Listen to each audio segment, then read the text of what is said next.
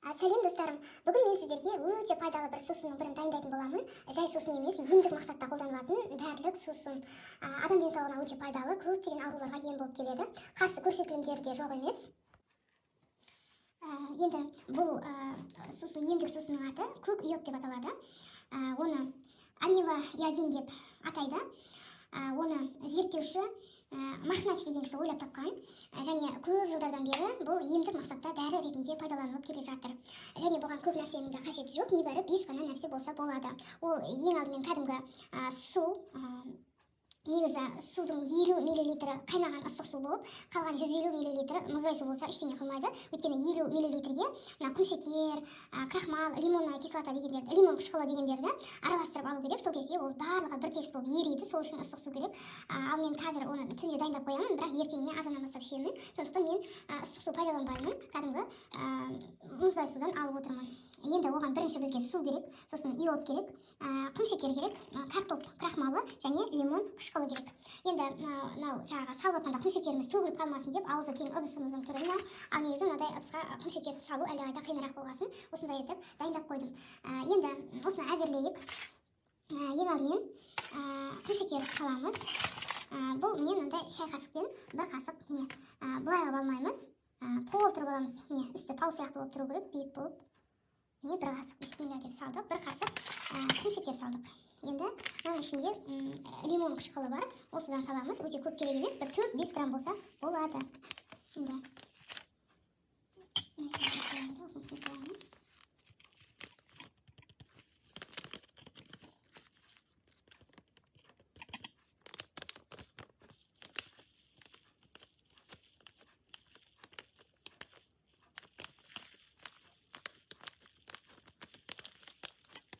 Бұл лимон қышқылы оның ұзағырақ сақталуына көмектеседі. Негізі жасалған кезде бір күнде біреуін дайындасаңыз, 1 литр дайындасаңыз, соны міндетті түрде бір күнде ішіп қоюыңыз керек. Оны 2 күн, 3 күнге сақтаудың қажеті жоқ.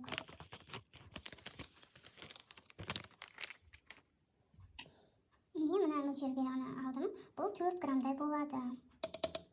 Енді лимон қышқылын қостық, құмшекерді қостық. Енді крахмалдан да осы шай қасықпен бір қасық алсақ жеткілікті.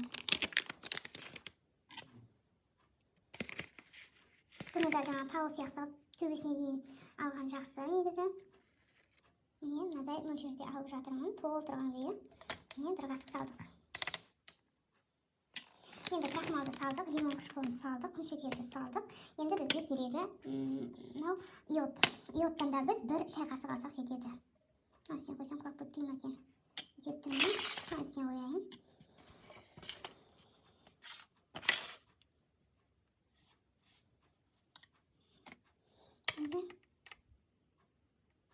Бір шай қасық делінген. Құмшекер жағайып кетті.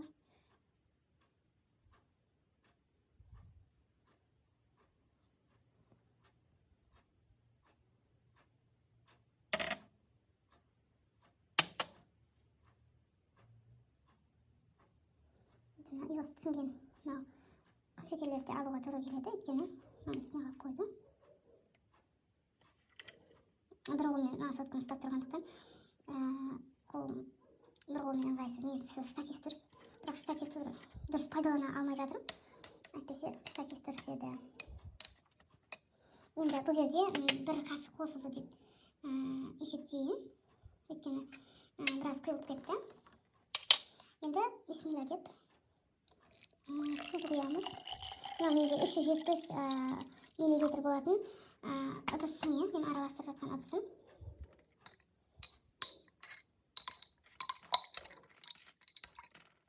Жақсылап құмшекері, крахмалы түнімен еретіндей араластыру керек.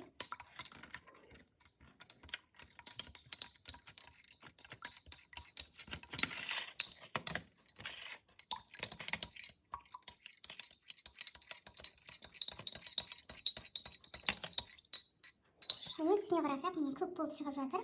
Бұл дұрыс, осындай болып шығу керек негізі. Енді бізде крахмалымыз аз болып қалған сияқты. Мен бір қасық крахмал қосуым керек сияқты.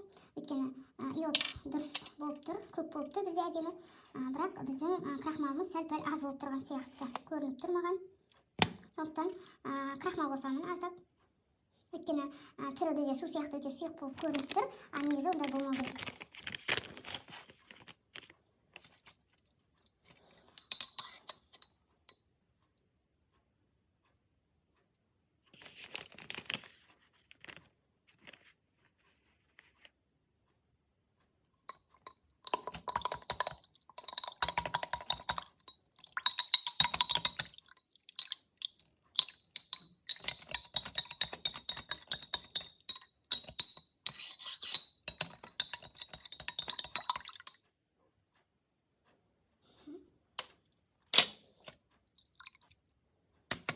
Енді аздап лимон қышқылынан да қосайын.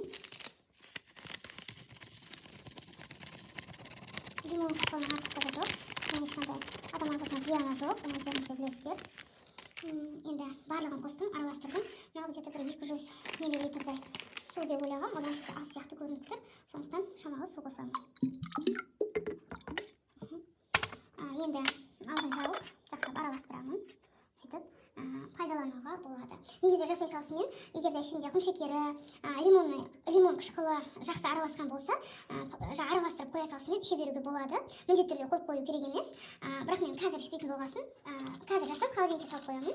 Тоңазытқышқа, сосын ертеңіне Алла қаласа азан бастап пайдаланатын боламын. Енді бұл жаңағы амилоиодин деп аталатын бұл емдік сусын дәрі, негізі оны Махнач деген кісі ойлап тапқан, орыстың зерттеушісі. Енді біз бұған 200 мл су, бір қасық картоп крахмалы, бір қасық құмшекер, бір қасық йод және аздаған 4-5 грамм болатындай лимон қышқылын қостық. Небәрі 5 қана зат, онша қиын емес, барлығы қолжетімді, арзан заттар. Тіпті бұны сатып алмай-ақ кухняда өзі осындай нәрселер тұрады көбіне. Сондықтан алып пайдаланған жақсы. Енді бұл қандай ауруларға ем болады? Ең алдымен йод жетпеген кезде жақсы организмге йод жеткізудің бірден бір амалы болып табылады. Суық тиген кезде, тұмау тиген кезде, жөтел жүрген кезде, ангина, тамақ ауруы, яғни асқазан жарасы бар болса, егер де көзі іріңдеп кете беретін болса, осы көзді осы сумен жууға болады, раствор ретінде пайдаланып. Жарақаттарды емдеу үшін пайдалануға болады. Жазылмай жүрген жарақаттардың үстіне осы мақтаға батырып, осымен жуып алуға болады. Сол кезде тез жазылуына көмектеседі. Сонымен бірге көз ауруларының бірі конъюнктивит, тіс ауруы, қызыл ек қанаса, күйікті емдеу үшін әйелдердің ауруларының кез келген түрінде пайдалануға болады, яғни гинекологиялық ауруларға. Сонымен бірге тампон жасауға болады осыменен. Осыған батырып мақтаны шылап, или дайын тампонды батырып алып пайдалануға болады гинекологический аурулардың кезінде. Сонымен бірге күніне 3 рет ішкен жақсы. Бір ас қасықтан наны азанда түсте кешке бір ас қасық. Ас қасық деп отырамыз, кәдімгі тамақ жейтін үлкен қасық, шай қасығы емес, ас қасық. Сонымен 3 рет азанда түсте кешке ішу керек екен. 15 граммнан енді лимон қышқылын кейбіреулер дәмі жақсы болсын деп көбірек қосады, 15 граммға дейін, мен 4-5 грамм ғана қостым. Және лимон қышқылы сақтау мерзімінде ұзарта түседі, сондықтан да қосады. Енді қарсы көрсетілімі де бар, жоқ емес, оны міндетті түрде ескертіп айтуым керек. Қарсы көрсетілімдері бұрын инфаркт алған адамдар бұл емдік сусынды ішпегені абзал. Инфаркт алған адамдар болады, бір аяғы, бір қолы дұрыс жұмыс жасамай қалып, жұмыс жасаса да зорға жасайтын адамдар болады.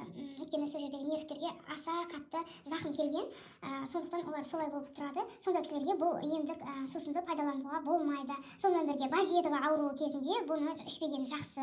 Базедова деген көзі бақырайып кететін, көзі шарасынан шығып кететіндей болып кетеді, көзі бақшаң көз деп те айтылады кейбір жерде Базедованы. Сонымен бірге ол жерде тамағында көптеген түйіндер пайда болған, яғни түйіндер пайда болса, бұны ішуге болмайды.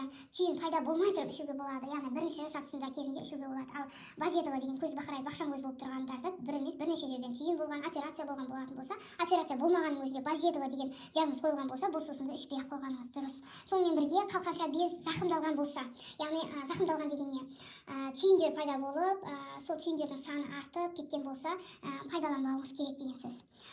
Басқадай жағдайлардың барлығында ем болады. Бұл сусынды іше бастағаннан кейін бір 3 күн ішсеңіз, тіпті 2 күннен кейінге уже результатын байқай бастайсыз. Бұрын шаршап жүретін болсаңыз, шаршамайтын боласыз, бойыңызға бір күш жігер біткендей болады. Сондықтан кез келген аурудың жазылуына септігін тигізеді.